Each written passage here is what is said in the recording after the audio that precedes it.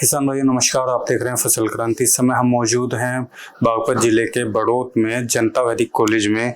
ये कॉलेज अपने आप में अपनी एक अलग पहचान रखता है और हमारे साथ खास मेहमान यहाँ के डीन डॉक्टर गजेंद्र पाल सिंह जी मौजूद हैं। साथ ही हमारे साथ प्रोफेसर अशोक जी मौजूद हैं। उनसे हम बात करेंगे आज का जो खास कार्यक्रम था जो कि सस्टेनेबिलिटी को लेकर रीजनल एग्रीकल्चर समिट का आयोजन किया गया, उसमें क्या खास रहा और किन चीज़ों पर ध्यान दिया गया। सर बहुत बहुत स्वागत है आपका।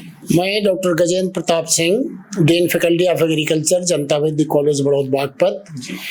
आज दिल्ली की एक संस्था द्वारा सस्टेनेबल एग्रीकल्चर और क्लाइमेटिक चेंज के संदर्भ में एक संगोष्ठी का आयोजन किया गया, एक पैनल डिस्कशन का आयोजन किया गया।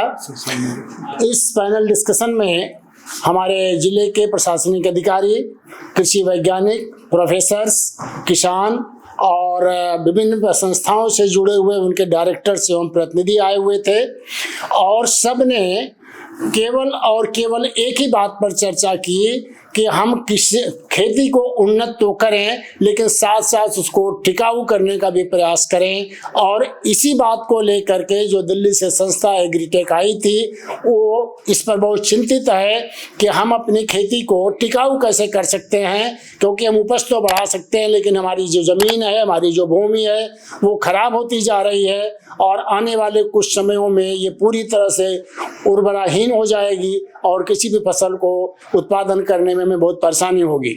ये विषय एक केवल बागपत जनपद का नहीं है, पूरे भारत का है, पूरे विश्व का है, क्योंकि पूरे विश्व में इस समय क्लाइमेटिक चेंज हो रहा है, जलवायु परिवर्तन हो रहा है, जिसके कारण से हमारे फसलों पर इसका बुरा प्रभाव पड़ रहा है।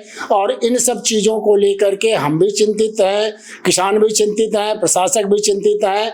इन्हीं चिंताओं को दूर करने के लिए, इनके समाधान के लिए आज जनता वैदिक कॉलेज बड़ौत बागपत में दिल्ली की संस्था एवं बागपत के प्रशासन एवं प्रोफेसर तथा वैज्ञानिकों के बीच में एक पैनल डिस्कशन किया गया, एक समिट का आयोजन किया गया जिसमें सबके विचार आमंत्रित किए गए, सबके सुझाव लिए गए और इन सुझावों को कंक्लूड करके, इनका निष्कर्ष निकाल करके कोशिश की जाएगी कि संस्था के माध्यम से हम इसको ऊपर तक पहुंचाएं, अपने कृषि मंत्रालय तक पहुंचाएं, कृषि के जो और वैज्ञानिक है उनके पास भेजें, जिससे इस क्षेत्र में हो रही है इन कमियों को हम दूर कर सकें। इन्हीं शब्दों के साथ आपका बहुत बहुत धन्यवाद।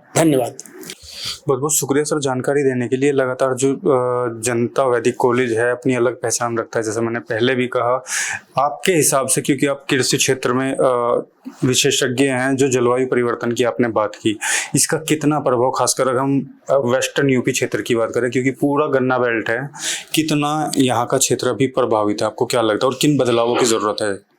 देखिए, यदि हमारे बागपत जनपद के या पश्चिमी उत्तर प्रदेश के किसान गन्ना को छोड़ करके कोई विकल्प नहीं ले आएंगे तो आने वाले 25 सालों में ये ज़मीन पूरी तरह से उर्वराहीन हो जाएगी और वो किसी भी प्रकार की पैदावार नहीं दे पाएगी। इसलिए मेरा यहाँ के किसानों से अनुरोध है कि वो फसल चक्र का अनुपालन करें और फसल चक्र के हिसाब से कभी दलहनी, कभी तिलहनी, कभी गन्ना, कभी गेहूँ, कभी धान, सारी फसलों का उत्पादन करें, जिससे खेती की उर्वरा शक्ति बनी रहे और ये हमारी खेती टिकाऊ हो सके। धन्यवाद।